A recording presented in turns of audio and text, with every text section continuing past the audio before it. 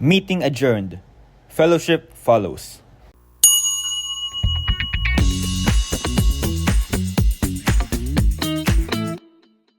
Hello, people of the world, and welcome to Fellowship Follows. I am AB Alpa. And I'm Zavon Dahoy. This podcast is brought to you by the Rotary Club of San Francisco del Monte Malaya Achievers. And partnered with JLCG Studio. And now, let's welcome our first guest for today. Our first guest for today is no other than the Unite for Good president of the Rotary Club of San Francisco del Monte Malaya Achievers. And I think he's the best person para ikwento sa atin kung bakit ba siya nag-join ng Rotaract. Okay, let's ask our guest. Be, Introduce yourself, Be. pantayin mo naman. Naano ako? Pantayin lang, mo naman kasi- yung energy ko. Okay. Ayan. Lance! Okay, so hi po. Ako po si Lance Alexander Santamaria, the United President of the Rotary Club of San Francisco del Monte Malaya Achievers. So, ayun. So, ayun, Lance. Ano yung nag-push sa'yo na, uy, gusto kong sumali dito? Siguro, isa sa nag-push sa akin in joining Rotaract is yung pinaka-first project na napuntahan ko, which is the Vision Screening Project. And you were a member already or this was before your membership? Ano pa lang siya, before pa my membership. Oh, So, ayun, during that time kasi, di ko alam talaga yung Rotaract, pero naririnig ko sa family ko of Rotarian. So, ang nangyari, dinala ako ng father ko, and unknowingly, nagulat ako na there is a youth ng Rotary, which is yung Rotaract. Doon ko mas naintindihan kung paano sila mag-serve, and yung pinakaunang project talaga, yung vision screening, nung nakita ko yun, and in helping yung mga estudyante ng elementary school ng Sinagtala nung time na yon, nung pinuntahan ko. And during that time also, na-meet ko yung mga past president, yung mga members ng club. Doon mo makikita yung dedication in the service itself, in the community service. So, isa yun sa pinaka-point na sinabi ko na, why not join this organization, di ba? Why not join Rotaract? so basically you wanted to join Rotaract as a whole. Hindi ka nabudol like all the others kasi maraming nabubudol lang sa Rotaract eh. Like punta sila, induction na agad. You really wanted to join the organization. Oo, gusto ko talaga sumali. Oh guys, gusto niyan mag-join ng Rotaract. Join na. Sali na ka, guys. So, ayun, in joining, nung nag-start na ako, nung nag-join na ako ng Rotaract, doon ako naging familiar. Doon kung ano yung organization, doon yung hierarchy, ganun. So, mas nagkaroon ako ng yung sense of direction talaga. Doon talaga yung punot dulo nun eh. In what life may bring for me. Bale, ang ganda ng niya, no? Kung paano siya nag-join sa Rotaract. Like, minahal niya yung service muna, minahal niya muna yung project before fully inducting into the club. Actually, naalala ko, nung na-induct si Lance, magka-batch kami, nung term ni Pipiza. Ah, term ko ba yan? Oo. Term ko ba yan? Term yan. Way back 2022. Oo nga. Sige, parang sa sa Blue Point, no? Yeah. Ayan, so, nung nag-join ka ba, naka-attend ka rin ng projects before? Of course. Kasi, actually, yung mom ko talaga, matagal na siyang connected sa Rotaract. Oh, same ganyan. din kayo ni Lance. Like, Actually, nag-join ka din, di ba? Because nag-join of your family Yeah. member. Actually, yung mom ko, yung group nila yung nag-start ng club natin mismo. Oh. That's why. Parang, naging ugat na sila ng Rotaract. Kasi Tapos ikaw kami yung yung naging bunga. bunga. Like, literal. Siguro, isa rin talaga sa nakatulong sa akin in terms of pagmamahal ko sa bayan itself is through my father. Kasi 18 years siya naging barangay captain, and during that time marami akong palagi niya akong sinasama when it comes sa mga mga disasters, pagdating sa mga pagtulong sa tao. Doon ko nakita actually unti-unti kong nakikita yung pinaka pagkakaparehas naming purpose. Actually, hindi lang sa father ko, kundi sa mother ko rin. They always think for the common good. Yun yung bagay na pinangahawakan ko hanggang ngayon as president. Yun yung pinaka kailangan at pinaka naging paghuhubog sa akin ng magulang ko. Yun yung pinaka naging foundation na nangyari. So, malaki talagang impact ni Cap June, shout out. So, yun na lang, malaki yung, Isama mo si Tita Malu. hi, Tita Malu. So, ayun, Lance, ano yung naging first impression mo? I mean, in Rotaract. At first, syempre na-pressure ako. Yun yung pinaka first impression ko siguro. Naramdaman ko, nakita ko yung yung quality ng bawat members, the quality of projects and service that they provide. Isa kasi yun sa pinaka mahirap, yung consistency ba? Consistency in creating project, consistency in the membership itself, on how hardworking the members. Pero when you get to meet the people, dun yung mawawala yung pressure eh. Kasi you get along with them, nakikita mo yung dedication nila and commitment nila. Dun mo marirealize na parang, I wanna join this kind of group or this kind of organization. Kasi mas nagkakaroon ng linaw yung mas nagkakaroon ka rin ng commitment and dedication sa gusto mo mangyari sa community. So, sobrang laki ng influence ng mga past presidents and basically the pillars of the club, no? Kasi if you can see how dedicated they are, you too, 'di ba? Makukuha mo 'yun Mm. makukuha mo Mako. talaga 'yun. So, eventually right now you're here as the Mm. president. Yan.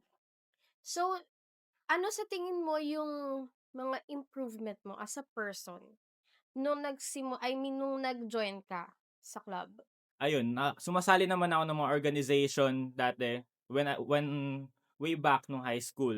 Nag-join ako ng student council, nag-join ako ng Boy Scout, kahit anong organization sinasalihan ko. Pero nung sumali ako sa Rotaract, it boosted everything.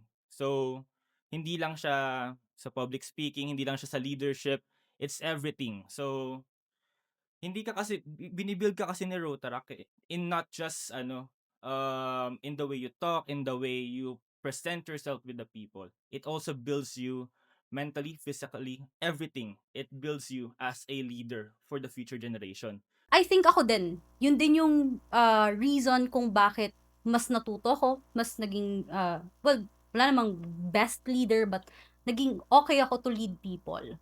And eventually, baka ikaw din. Ang susunod na Ah, president ba yan? Let's see.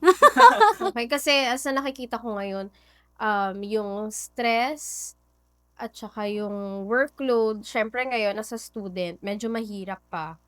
Pero maybe pag natapos ako, baka sakaling mag-president ako. But Rotary is for busy people. Mm. Rotary is for busy people. But, you know, I highly salute Press Lance, no? Kasi, may other orgs pa siya. Mhm. Outside the Rotaract, outside his commitment with us, meron siyang iba pang orgs, and then nag-excel din siya sa studies niya. Achiever. Achiever. As a Talagang whole. malaya achiever. achiever. Oo. He freely achieves everything. He whatever he envisions with, or kung ano man yung na-envision niya, he tries his best para mag-achieve doon. Preslance, sa club na to, no, sa the Rotary Club of San Francisco del Monte, malaya achievers. How can you say that you are freely achieving the things that you want? As a whole, in general. As a whole, kung makikita mo kasi, isa sa pinaka mahirap talaga, hindi naman pero yun kasi yung naging naging kasabihan way back before I was president pa, is that yun yung sinasabi ng mga tao na mahirap ang maging presidente. Pero mas nagkaroon ako ng mas nagkaroon ako ng tapang na subukan. Mas nagkaroon ako ng yung why not I lead for a better society. Kasi kung makikita mo yung mga communities na tinutulungan namin, ang hirap eh. Mahirap talagang mabuhay sa mundo, pero you try your best. You try your best to create your own story. So, when you help, you also give them binibigyan niyo sila ng pag-asa na mas mas kumayod at madagdagan yung mga kaalaman nila Yun naman ang Rotaract Nyog talaga ba eh. sila? Bakit may kayod? Yun. Ulit. But going back, no, dun sa part na there's a part of your storyline where you joined Rotaract. But before you end your presidency, what do you want to leave? What legacy do you want to leave Mhm. the club? If I were to leave a legacy before my term ends, siguro yun yung legacy na na tatandaan ng bawat members and bawat community. Rotaract is not, kasi, for me, Rotaract is Rotaract because of the members and its community. Hindi magsusustain yung club kung wala yung member at wala yung tinutulungan nila. So, for me, isa sa legacy na gusto kong iwan is that we should always itap natin yung mga taong hindi talaga natatap ng gobyerno or yung other organization. We must focus on helping them na para mas madagdagan naman yung yung level nila sa society, hindi lang palaging mahirap yung buhay. Oh yes, that's a good thing. Naalala mo si Pipi Chun? Si Pipi Chun Ong? Si Kuya Yeah. Chun. Ang mantra niya during his term was to tap the untapped, reach the unreached, and serve the underserved. 'Di ba? Very ang ganda nung iniwan niyang mantra. And as a whole, that's what we're leaving Rotaract, no? But ano yung gusto mong iwanan talaga ng ako to si Pres Lance to nung term na to Like si Lance to nung term na to. Ano yung gusto mong iwanan sa Kumbaga, sa ano yung members? signature mo? Siguro if I were to create a signature, talaga? Cursive. Yung madaming ganon. Siguro for me, it's the fellowships na yung mga fellowships na nagawa natin. Kasi mas dun tumiba yung bond natin as a members, and I want them to mas maisip na mas marami tayong natulungan, and mas lumawak yung scope natin as as an organization. Mas marami tayong natulungan na community, mas marami tayong natulungan na na tao mismo. So for me, it's about sustaining yung yung pinangahawakan ng organization na yun, Oh, which is to yeah. help. Kung ano yung nasimulan. Oo, ang ganda nun, ang ganda nun. Kasi usually, no, a person would like to leave his or her own personal legacy. Ano naman natin yan, basic human wants naman natin yan na may pangalan ka But that's a good thing, no? Sustaining the legacy. Kasi it does not promote you as you because Rotaract Club is about the club itself. So, ang ganda nun, sustaining the legacy. After your presidency, what are your plans? Ayun din yung isa sa pinaka-question na tinatanong ko sa sarili ko ilang weeks na, ilang months na. Ayun yung pinaka-question na nahihirapan akong sagutin. Sino ako after nito? Yun yung parang, syempre, you're the president of... Si Alexander. Baka siya si Alexander na after this term. Si Alexander. Hindi na si Lance. Pero, ayun, after netong presidency ko, napakahirap kasi. Daming nangyari. Daming nangyari in ilang buwan na ba? 7 months na. 7 months na nakalipas simula nag-start yung presidency. Pero it changed me a lot to become a better person and a better member of humanity or ayun. So for me kasi I want to continue serving the people. I want to find ways on how I can contribute dun sa community. Yung mga community na tinutulungan namin ngayon with the club, I want to sustain it na if ever, continue yung project, ganun. Pero as an individual, I want to continue on helping the community. Yun lang yung pinaka-overall na point of view ko para sa akin. It's not about the position. It's about helping yung tao or bawat tao na nakakasama mo along the way. Hindi, yun yung pinaka-realization ko aanuhin natin yung position kung hindi naman natin talaga natutulungan yung tao or yung community, 'di ba? Kaya for me, yun yung after ng presidency ko, yun yung gusto ko pa rin ipagpatuloy in becoming a better leader, a better helper, a better community basta sa community service. Gusto kong mag-improve kasi I really believe na lahat tayo marami pa rin tayong points for improvement.